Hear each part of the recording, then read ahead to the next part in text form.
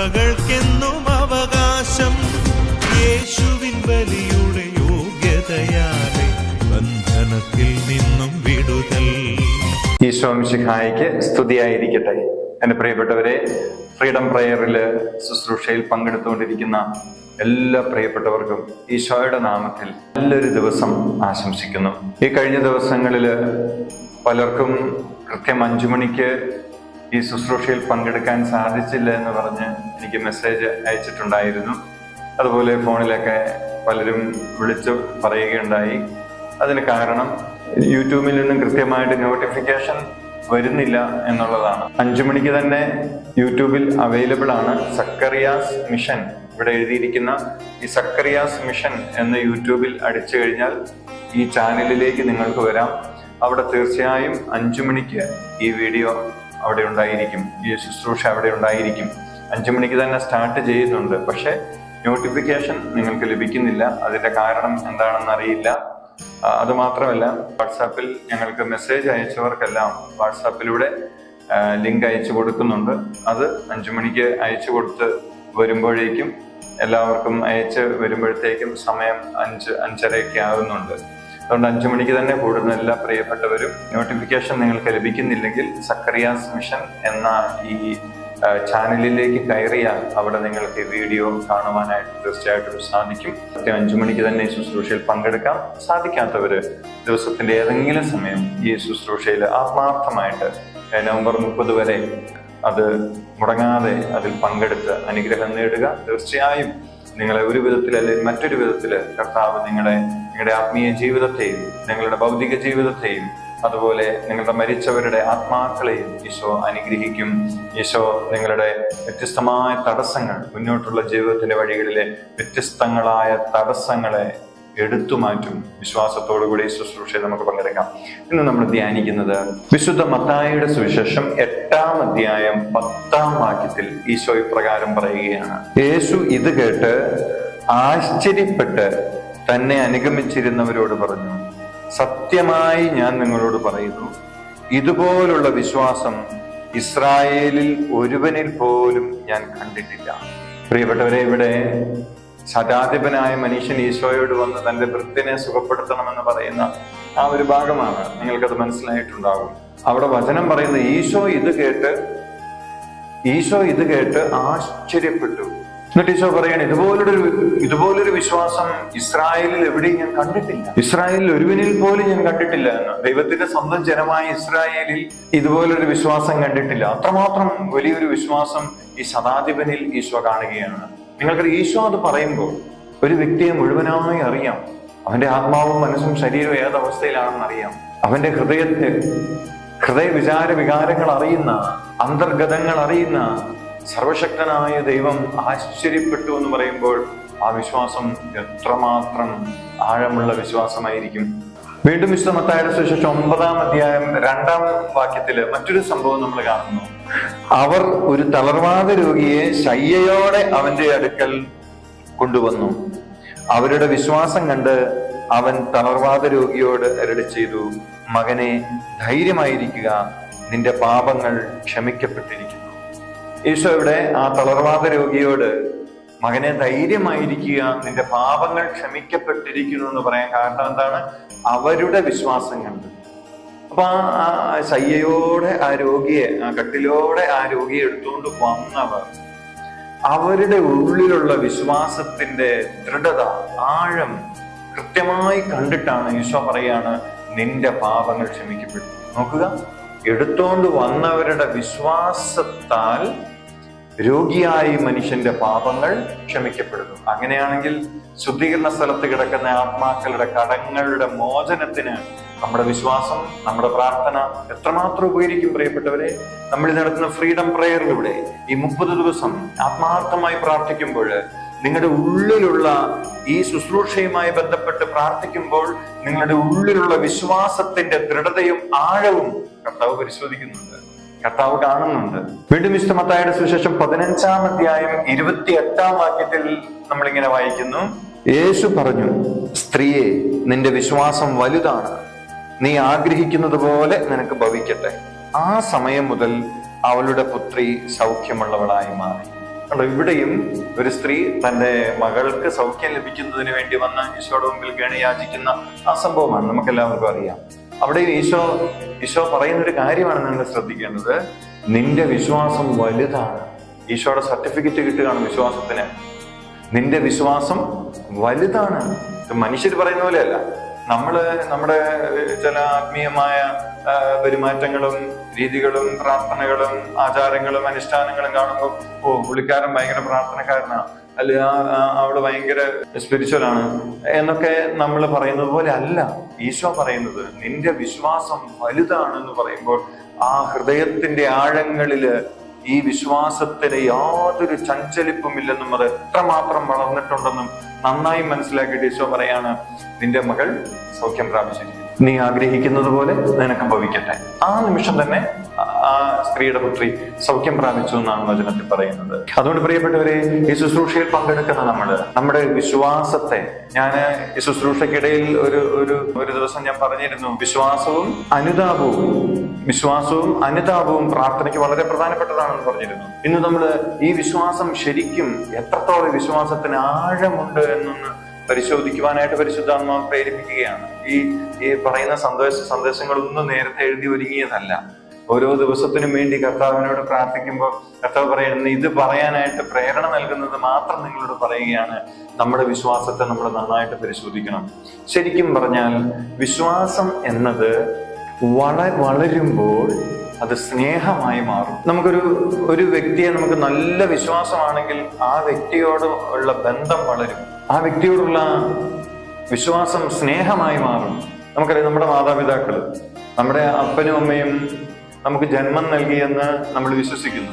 ആ വിശ്വാസം അറിവിൽ നിന്ന് കിട്ടിയതാണ്. മറ്റുള്ളവർ നമുക്ക് പറഞ്ഞു തന്നു, പിന്നീട് അവരുമായിട്ടുള്ള ബന്ധത്തിലൂടെ നമുക്കത് ബോധ്യപ്പെട്ടു. അല്ലാതെ നമ്മൾ കണ്ടിട്ടില്ല. അമ്മയുടെ വയറ്റിൽ നമ്മൾ കിടക്കുന്നതോ നമ്മളെ പ്രസവിക്കുന്നതോ 3 വയസ്സ് വരെയുള്ള ആ പ്രായ കാലഘട്ടത്തിലെ സംഭവങ്ങളൊന്നും ഓർമ്മയിലില്ല. പക്ഷെ ആ സമയത്താണ് അപ്പനും അമ്മയും അതുപോലെ നമ്മളെ ലാളിക്കുകയും സ്നേഹിക്കുകയും ഓമനിക്കുകയും പരിപാലിക്കുകയും ഒക്കെ ചെയ്തിട്ടുള്ളത്. പക്ഷെ അന്ന് ഓർമ്മയിലില്ല. പക്ഷേ നമുക്ക് അറിവിൽ നിന്നും അനുഭവത്തിൽ നിന്നും നമ്മൾ പഠിച്ചു, നമ്മൾ മനസ്സിലാക്കി, എന്നെ സ്നേഹിക്കുന്ന, എന്നെ ഉദരത്തിൽ ചുമന്നുകൊണ്ട് നടന്ന, നൊന്ത് പ്രസവിച്ച അമ്മയാണിത്, എന്നെ സംരക്ഷിച്ച അപ്പയാണിത്. ഇത് മനസ്സിലാക്കി നമ്മൾ ആ ഒരു വിശ്വാസം, എൻ്റെ അപ്പനാണ്, എൻ്റെ അമ്മയാണെന്നുള്ള വിശ്വാസം അത് നന്നായിട്ട് വളർന്നത് കൊണ്ടാണ് അപ്പനോടും അമ്മയോടുമുള്ള ആ വിശ്വാസം സ്നേഹമായി മാറിയത്, ആത്മബന്ധമായി മാറിയത്. രക്തബന്ധം ഉണ്ടെങ്കിലും ആത്മബന്ധം വേണമെന്നില്ല. അങ്ങനെ എത്രയോ സംഭവങ്ങളുണ്ട്. രക്തബന്ധം ഒക്കെ ഉണ്ടെങ്കിലും ആത്മബന്ധം ഉണ്ടാകണമെന്നില്ല. ഈ ആത്മബന്ധം വരുന്നത് അപ്പനോടും അമ്മയോടുമുള്ള എന്നെ സംരക്ഷിക്കുന്ന, എന്നെ സ്നേഹിക്കുന്ന, എന്നെ വളർത്തിയ എൻ്റെ അപ്പൻ, എൻ്റെ അമ്മ, ആ ഒരു ആഴമായ വിശ്വാസത്തിൽ നിന്നത് സ്നേഹമായി ആത്മബന്ധമായി മാറുകയാണ്. ഇതേപോലെ തന്നെ പ്രിയപ്പെട്ടവരെ, ദൈവത്തെക്കുറിച്ചുള്ള അറിവ് നമുക്ക് വിശ്വാസം പ്രദാനം ചെയ്യുന്നു. ദൈവമാണ് സകലത സൃഷ്ടിച്ചത്, എൻ്റെ സൃഷ്ടാവ് ദൈവമാണ്, ഇതെല്ലാം അറിയാവുന്നത് കൊണ്ട് ദൈവം സർവശക്തനാണ്, ദൈവത്തിന് അസാധ്യമായി ഒന്നുമില്ല, ഇവിടെ നമ്മൾ വിശ്വസിക്കുന്നു. പക്ഷെ വിശ്വാസത്തിന്റെ ആ തലത്തിൽ തന്നെ നിന്നാൽ അത് മുരടിച്ചു പോകും. അതിന്റെ വളർച്ചയാണ് സ്നേഹം. ദൈവത്തോടുള്ള വിശ്വാസം ദൈവത്തോടുള്ള സ്നേഹമായി മാറുമ്പോൾ ആ സ്നേഹം ഒരാത്മബന്ധമായി മാറും. അപ്പൊ നമ്മള് വിശ്വസിക്കുന്നു പറയുമ്പോൾ കർത്താവ് നോക്കുന്ന എന്നാണെന്നറിയാമോ? നിങ്ങളുടെ ഉള്ളിൽ എന്തോരം സ്നേഹമുണ്ട്. അവിടെയല്ലേ പത്രോസ്ലീഹായോട് ഈശോ ചോദിക്കുന്നത്. വീണ്ടും തള്ളിപ്പറയലെല്ലാം കഴിഞ്ഞ് വീണ്ടും തിരിച്ചു വന്നു കഴിഞ്ഞപ്പോൾ, കരഞ്ഞ് നിലവിളിച്ച് തിരിച്ചു വന്നു കഴിഞ്ഞപ്പോൾ ഈശോ ഒറ്റ ചോദ്യം ഉണ്ടായിരുന്നുള്ളൂ, ഡു യു ലവ് മീ? നീ എന്നെ സ്നേഹിക്കുന്നുവോ? യോഹന്നായുടെ പുത്രനായ ശിമയോനെ, നീ എന്നെ സ്നേഹിക്കുന്നുവോ? ബലിയർപ്പിക്കാൻ വരുമ്പോൾ എന്തുണ്ടാകണമെന്ന്, ഹൃദയത്തിൽ സ്നേഹം ഉണ്ടെങ്കിൽ ബലിയർപ്പിച്ചോളാൻ മതിയെന്നാണ് ഈശോ പറയുന്നത്. മാത്രമല്ല, പ്രവാചക ഗ്രന്ഥങ്ങളിലൊക്കെ നമ്മൾ വായിക്കുന്നുണ്ട്, ബലിയല്ല സ്നേഹമാണ് ഞാൻ ആഗ്രഹിക്കുന്നത്. അതുകൊണ്ട് ഈ വചനം കേൾക്കുന്ന പ്രിയപ്പെട്ടവരെ, നമ്മൾ ആത്മാർത്ഥമായിട്ട് ആലോചിക്കണം, നമ്മുടെ വിശ്വാസം സ്നേഹമായി വളർന്നിട്ടുണ്ടോ? ഏതൊരു വ്യക്തികൾ തമ്മിലുള്ള സൗഹൃദങ്ങളാണെങ്കിലും, ഭാര്യാഭർത്തൃബന്ധത്തിലെ സ്നേഹബന്ധങ്ങളാണെങ്കിലും, മറ്റെല്ലാ സൗഹൃദങ്ങളായിരുന്നാലും എല്ലാം നമുക്കറിയാം, വിശ്വാസം എത്രമാത്രം ഉണ്ടോ പരസ്പരം, അതനുസരിച്ചാണ് സ്നേഹം വളരുന്നത്. ഇതേപോലെ തന്നെ ദൈവവുമായിട്ടുള്ള വിശ്വാസം വളരുന്നുണ്ടെങ്കിൽ ദൈവത്തോട് ആത്മബന്ധം വളർന്നിട്ടുണ്ടാകും. എന്നാൽ എന്തെങ്കിലും ഒരു സംശയത്തിന്റെ നിഴൽ, ഒരു ചെറിയ സംശയത്തിന്റെ ഒരു കരട് കിടപ്പുണ്ടെങ്കിൽ വിശ്വാസം സ്നേഹമാവുകയില്ല. വിശ്വാസം വളർന്നത് സ്നേഹമായി മാറുകയില്ല. ഈ സംശയത്തിന്റെ നിഴല് കാരണം വിശ്വാസം സ്നേഹമായി വളരാൻ തടസ്സമായി നിൽക്കും, വിശ്വാസം മുരടിക്കും. അതുകൊണ്ട് പ്രിയപ്പെട്ട ദൈവവുമായിട്ടുള്ള നമ്മുടെ ബന്ധത്തില്, ദൈവത്തെക്കുറിച്ചുള്ള നമ്മുടെ അറിവില് നമുക്ക് ആഴമായ ബോധ്യം വന്നിട്ടില്ലെങ്കിൽ നമ്മൾ പരിശോധിക്കണം. അവിടെ സംശയത്തിന് നിഴലുണ്ടോ? ഇപ്പോഴും ദൈവം ഇത് കാണുന്നുണ്ടോ? ദൈവം എല്ലാം അറിയുന്നുണ്ടോ? ദൈവമുണ്ടോ? ദൈവ പ്രാർത്ഥന കേൾക്കുവോ? ഇങ്ങനെയുള്ള സംശയ ചിന്തകളാണ്. കിട്ടിയാൽ കിട്ടട്ടെ എന്നുള്ളൊരു പ്രാർത്ഥന മാത്രമാണിതെങ്കിൽ എൻ്റെ പ്രിയപ്പെട്ടവരെ, ഈ പ്രാർത്ഥനകൾ ദൈവത്തിലെത്തുകയില്ല. വിശ്വാസം സ്നേഹമായി മാറി, സ്നേഹം ആരാധനയായി മാറി, ആരാധനയിലൂടെ നമ്മുടെ ഹൃദയത്തിലെ സ്നേഹം ദൈവത്തിലേക്ക് ഉയരുമ്പോഴാണ് ദൈവവുമായിട്ടൊരു ആത്മബന്ധം ഉണ്ടാവുകയും അവിടെ അത്ഭുതങ്ങൾ നടക്കുന്നത്, അവിടെ ദൈവിക കൃപകൾ കടന്നു വരാൻ കാരണമായി തീരുന്നു. ഇല്ലെങ്കിൽ എന്ത് സംഭവിക്കും? നമ്മുടെ ഒരു ആവശ്യത്തെക്കുറിച്ചുള്ള ബോധ്യം, കർത്താവേ ഈ ജോലി ഞങ്ങൾക്ക് കിട്ടണം, അല്ലെങ്കിൽ ഈ രോഗം ഞങ്ങൾക്ക് മാറണം, ഈ തടസ്സം മാറണം, ഈ വിവാഹം ഒന്ന് നടക്കണം, ഈ ഒരു തീഷ്ണതയിൽ നിന്ന്, അത് നടത്താനുള്ള, അത് സംഭവിക്കാനുള്ള തീഷ്ണതയിൽ നിന്നും നമ്മൾ പ്രാർത്ഥിക്കുകയാണ്. പ്രാർത്ഥിക്കുമ്പോൾ ദൈവത്തോടുള്ള സ്നേഹതീഷ്ണതയല്ല, മറിച്ച് എൻ്റെ കാര്യം നടക്കാനുള്ളതായിട്ടുള്ള ഒരു ആവേശമാണ് അവിടെ പ്രകടമാകുന്നത്. ഇപ്പൊ ദൈവം നോക്കുമ്പോൾ നമ്മുടെ ഉള്ളിൽ നമ്മുടെ ആവശ്യത്തെക്കുറിച്ചുള്ള ബോധ്യമുണ്ട്, പക്ഷെ ദൈവത്തോടുള്ള സ്നേഹം ഉണ്ടാവില്ല. അവിടെയാണ് അതൊരു പ്രശ്നമാണ്, അത് നമ്മൾ മനസ്സിലാക്കണം. അതുകൊണ്ടാണ് ഈശോ പറയുന്നത്, യഥാർത്ഥ ആരാധകർ ആത്മാവിലും സത്യത്തിലും എന്നെ ആരാധിക്കുന്ന സമയം വരുന്നു. അവരെയാണ് പിതാവിന് ആവശ്യം. പിതാവ് തിരയുന്നത് അങ്ങനെയുള്ള ആരാധകരെയാണ് എന്ന് ഈശോ യോഹന്നാന്റെ സുവിശേഷത്തിൽ പറയുന്നുണ്ട്. അതുകൊണ്ട് പ്രിയപ്പെട്ടവരെ, ദൈവവുമായിട്ട് ആഴമായ ആത്മബന്ധം സ്ഥാപിക്കലാണ് ശരിയായ ആത്മീയത. കുറെ ആചാരങ്ങളും അനുഷ്ഠാനങ്ങളും പ്രാർത്ഥനകളുടെ ചൊല്ലിക്കൂട്ടലുകളും എന്നതിനപ്പുറം എൻ്റെ ഉള്ളിലുള്ള ദൈവത്തോടുള്ള ആഴമായ സ്നേഹത്തിന്റെ വെളിപ്പെടുത്തലുകളാകണം അതരങ്ങളിൽ നിന്നും പുറപ്പെടുന്ന വാക്കുകൾ. അത് ജപമാല പ്രാർത്ഥനയായിരുന്നാലും, വിശുദ്ധ കുർബാനയായിരുന്നാലും, ആരാധനാ ഗീതങ്ങളായിരുന്നാലും, കരുണയുടെ ജപമാലയായിരുന്നാലും, എന്തായിരുന്നാലും എൻ്റെ പ്രിയപ്പെട്ടവരെ, ചൊല്ലുമ്പോൾ ഉള്ളിൽ നിന്നും സ്നേഹം പുറത്തേക്ക് വരണം. ഒത്തിരി സ്നേഹമുള്ള വ്യക്തിയെ കാണുമ്പോൾ, എൻ്റെ അമ്മ, എൻ്റെ അപ്പൻ, എൻ്റെ മക്കള്, അല്ലെ എൻ്റെ ജീവിത പങ്കാളി, അല്ലെങ്കിൽ എൻ്റെ ഏറ്റവും പ്രിയപ്പെട്ടവര്, അവരെയൊക്കെ നമ്മൾ കാണുമ്പോൾ നമ്മൾ എന്ത് സംസാരിക്കുമ്പോഴും സ്നേഹത്തോടു കൂടിയാണ് നമ്മൾ സംസാരിക്കുക. നമ്മുടെ ഉള്ളിൽ നിന്നും സംഭാഷണങ്ങളിലൂടെ സ്നേഹം, നമ്മൾ മിണ്ടാതിരുന്ന സ്നേഹം വെളിപ്പെടത്തില്ല. അപ്പം മിണ്ടുമ്പോഴാണ് ഉള്ളിന്റെ ഉള്ളിൽ സ്നേഹം പുറത്തേക്ക് വരിക. മിണ്ടാതിരുന്ന സ്നേഹം അറിയാൻ പറ്റത്തില്ല. ഇതേപോലെ നമ്മൾ പ്രാർത്ഥിക്കുന്ന സമയത്ത് ഉള്ളിൽ സ്നേഹമുണ്ടെങ്കിൽ ദൈവത്തിലേക്ക് സ്നേഹം ഒഴുകും. ദൈവം സ്നേഹമാകയാൽ സ്നേഹം ഒഴുകുന്നിടത്തേക്ക് സ്നേഹം ഒഴുകി വരും, അനുഗ്രഹം ഒഴുകി വരും. പ്രാർത്ഥനകൾ അങ്ങനെ ആകാത്തത് കൊണ്ടാണ് പ്രാർത്ഥനയുടെ സമയത്ത് വലിയ ക്ഷീണം തോന്നുന്നു, പല വിചാരം തോന്നുന്നു. ചിലർക്ക് ആ സമയത്ത് നല്ല ഉറക്കം വരുന്നു, ബോറടിക്കുന്നു, എന്നും ഈ ഒരേപോലെ ചൊല്ലിക്കൂട്ടുന്നു. ഇതെല്ലാം വിരസതയാകുന്നതും താല്പര്യമില്ലായ്മ ആത്മീയതയോടും പ്രാർത്ഥനയോടൊക്കെ വരുന്നതിന്റെ കാരണം, എൻ്റെ പ്രിയപ്പെട്ടവരെ, നമ്മൾക്ക് കുടുംബത്തിൽ നിന്ന്, സഭയിൽ നിന്ന് ദൈവത്തെക്കുറിച്ച് കിട്ടിയ അറിവ് വിശ്വാസമായി മാറി, വിശ്വാസം സ്നേഹമായി മാറി. സ്നേഹമാണ് ആരാധനയായിട്ട്, പ്രാർത്ഥനകളായിട്ട് പുറത്തേക്ക് വരേണ്ടത്. സ്നേഹമാണ് ഒരു വാക്കിലും. അങ്ങനെ വരുമ്പോൾ നമുക്ക് ബോറടിക്കത്തില്ല, ഉറക്കം വരത്തില്ല, ഏകാഗ്രത നഷ്ടപ്പെടത്തില്ല, പ്രാർത്ഥനയിൽ മടുപ്പ് തോന്നുകയില്ല, പ്രാർത്ഥന ആവേശമായി മാറും, പ്രാർത്ഥനകൾ ഉണർവിന്റെ സമയമായി മാറും, ക്ഷീണം മാറുന്ന, രോഗം മാറുന്ന ആരാധനയായിട്ട് മാറും ഓരോ പ്രാർത്ഥനയും. വിശുദ്ധ മദർ തെരേസ പറയുമായിരുന്നു, സ്നേഹം നിറഞ്ഞ ഹൃദയച്ചൂളയിൽ നിന്നും പൊട്ടിപ്പുറപ്പെടുന്ന വാക്കുകളാണ് പ്രാർത്ഥനകൾ. സ്നേഹം നിറഞ്ഞ് തുളുമ്പി പോകുന്നതാകണം അതരത്തിൽ നിന്നും പുറപ്പെടുന്ന ആരാധനകളും പ്രാർത്ഥനകളുമൊക്കെ. അത് ദൈവത്തിന്റെ സന്നിധിയിലെത്തും, ദൈവത്തിൽ നിന്നും കൃപാവരമൊഴുകും. യേശു ആശ്ചര്യപ്പെട്ടു എന്ന് പറയുമ്പോൾ, ഇതുപോലുള്ളൊരു വിശ്വാസം ഇസ്രായേലിൽ കണ്ടിട്ടില്ല എന്ന് പറയണമെങ്കിൽ, കൊണ്ടുവന്നവരുടെ വിശ്വാസം കണ്ടിട്ട് അവനെ സുഖപ്പെടുത്തണമെങ്കിൽ ആ വിശ്വാസത്തിന്റെ ആഴമറിയുന്നവനാണ് ദൈവം. പ്രിയപ്പെട്ടവരെ, നമുക്ക് ദിവസം ഈ ആഴമായ സ്നേഹത്തിലേക്ക് നമുക്ക് കടന്നു വരാം. വിശ്വസിക്കുന്ന ദൈവത്തെ ഹൃദയം കൊണ്ട് ആഴത്തിൽ സ്നേഹിക്കുന്നു, അങ്ങനെ സ്നേഹിച്ച് നമ്മുടെ മരിച്ചവരുടെ ആത്മശാന്തിക്കായി, അവരുടെ കടങ്ങൾ ഇളച്ചു കിട്ടുന്നതിനായിട്ട് നമുക്ക് പ്രാർത്ഥിക്കാം. ഈ ദിവസം മുഴുവനും നമുക്ക് പരിശോധിക്കാം, ദൈവത്തെ ഞാൻ സ്നേഹിക്കുന്നുണ്ടോ? അങ്ങനെ സ്നേഹത്തിൽ വളരാനായിട്ട് നമുക്ക് പരിശ്രമിച്ചുകൊണ്ട് കർത്താവിനെ നമുക്ക് ഒന്നിച്ച് പാടി ആരാധിക്കാം.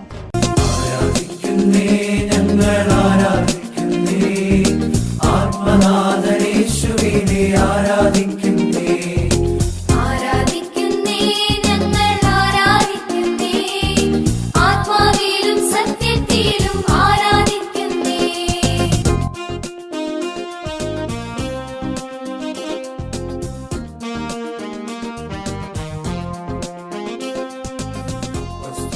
രാത്രികാലെ ആരാധിച്ചപ്പോൾ ചങ്ങല പൊട്ടി ബന്ധിതരെല്ലാം മോചിതരായല്ലോ. മാറും ക്ഷീണന്മാരും ആരാധനയിങ്കൽ, കോട്ടകൾ തകരും പാതകളുടെയും ആരാധനയിങ്കൽ. ആരാധിക്കുന്നേ ഞങ്ങൾ ആരാധിക്കുന്നേ, ആത്മനാഥനേശുവിനെ ആരാധിക്കുന്നേ. നമ്മുടെ കുടുംബങ്ങളിൽ നിന്ന് മരണം വഴി വേർപെട്ടു പോയവരെ ഓർത്ത് അവർക്കായി നമുക്ക് പ്രാർത്ഥിക്കാം. നിത്യനായ ദൈവമേ, ഈ ദിവസം അർപ്പിക്കപ്പെടുന്ന എല്ലാ ദിവ്യബലികളോടും ചേർത്ത് പ്രിയപുത്രനായ യേശു മിശിഹായുടെ തിരുരക്തം ശുദ്ധീകരണ സ്ഥലത്തിലെ ആത്മാക്കൾക്കായും ലോകമെങ്ങുമുള്ള പാപികൾക്കായും സഭയിലുള്ള പാപികൾക്കായും എന്റെ ഭവനത്തിലെയും എന്റെ കുടുംബത്തിലെയും പാപികൾക്കായും ഞാൻ സമർപ്പിക്കുന്നു. ആമേൻ. മരിച്ച വിശ്വാസികളുടെ ആത്മാക്കൾ തമ്പുരാന്റെ അനുഗ്രഹത്താൽ മോക്ഷത്തിൽ ചേരുവാൻ ഇടയാകട്ടെ. നിത്യപിതാവേ, യേശു മിശിഹാ കർത്താവിന്റെ വിലതീരാത്ത തിരിച്ചവരെ കുറിച്ച് അവരുടെ മേൽ കൃപയുണ്ടാകണമേ. സ്വർഗസ്ഥനായ ഞങ്ങളുടെ പിതാവേ, അങ്ങയുടെ നാമം പൂജിതമാകണമേ. അങ്ങയുടെ രാജ്യം വരണമേ. അങ്ങയുടെ തിരുമനസ് സ്വർഗത്തിലെ പോലെ ഭൂമിയിലുമാകണമേ. അന്നു വേണ്ടി ആഹാരം നീ ഞങ്ങൾക്ക് തരണമേ. ഞങ്ങളോട് തെറ്റ് ചെയ്യുന്നവരോട് ഞങ്ങൾ ക്ഷമിച്ചതുപോലെ ഞങ്ങളുടെ തെറ്റ് ഞങ്ങളോടും ക്ഷമിക്കണമേ. ഞങ്ങൾ പ്രലോഭനത്തിൽ വീഴാനിടയാകരുതേ. തിന്മയിൽ നിന്ന് ഞങ്ങളെ രക്ഷിക്കണമേ. നന്മ നിറഞ്ഞ മറിയമേ, സുസ്ഥി, കർത്താവ് അങ്ങയോടുകൂടെ സ്ത്രീകളിൽ അങ്ങ് അനുഗ്രഹിക്കപ്പെട്ടവളാകുന്നു. അങ്ങയുടെ ഉദരത്തിന്റെ ഫലമായി ഈശോ അനുഗ്രഹിക്കപ്പെട്ടവനാകുന്നു. പരിശുദ്ധ മറിയമേ, തമ്പുരാന്റെ അമ്മേ, പാപികളായ ഞങ്ങൾക്ക് വേണ്ടി ഇപ്പോഴും ഞങ്ങളുടെ മരണസമയത്തും തമ്പുരാനോട് അപേക്ഷിച്ചു കൊള്ളണമേ. ആമേൻ. പിതാവിനും പുത്രനും പരിശുദ്ധാത്മാവിനും സ്തുതി, ആദിയിലെ പോലെ ഇപ്പോഴും എപ്പോഴും എന്നേക്കും. ആമേൻ. ആത്മാവിൻ ശക്തി, അത്യുന്നത ശക്തി, പരിശുദ്ധാത്മശക്തി എന്നിൽ നിറയട്ടെ, എന്നിൽ നിറയട്ടെ, സഭയിൽ നിറയട്ടെ, ലോകം മുഴുവൻ കത്തിപ്പടരട്ടെ. എന്നിൽ നിറയട്ടെ, സഭയിൽ നിറയട്ടെ, ലോകം മുഴുവൻ കത്തിപ്പടരട്ടെ. എന്നിൽ നിറയട്ടെ, സഭയിൽ നിറയട്ടെ, ലോകം മുഴുവൻ കത്തിപ്പടരട്ടെ. എന്നിൽ നിറയട്ടെ, സഭയിൽ നിറയട്ടെ, ലോകം മുഴുവൻ കത്തിപ്പടരട്ടെ. ലോകം മുഴുവൻ കത്തിപ്പടരട്ടെ, ദേശം മുഴുവൻ കത്തിപ്പടരട്ടെ, തിരുസഭ മുഴുവൻ കത്തിപ്പടരട്ടെ.